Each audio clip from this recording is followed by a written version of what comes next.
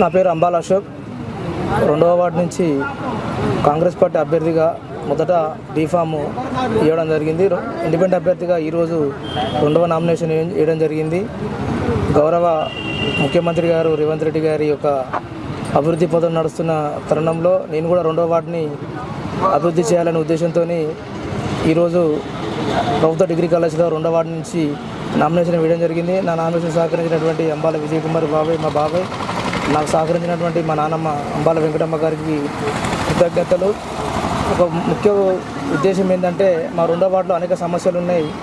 గత పాలకులు కానీ పోయిన పాలకులు కానీ అభివృద్ధి చేయని తరుణంలో యువకుని అన్ని ప్రభుత్వ శాఖలలో అనుభవం ఉన్నది.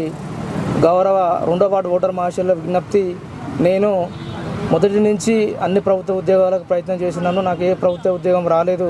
కావున నేను నిరుద్యోగి అయి ఈ రోజు నాకు అవకాశం ఇస్తే 2వ వార్డుని ప్రభుత్వ అధికారులతో అయినా పనులైనా ఏదైనా సరే అర్ధరాత్రి అపరాత్రి నేనున్నా అని నా నెంబరు అందరికీ 2వ వార్డు ప్రజలకు ముఖ్యంగా తెలుసు.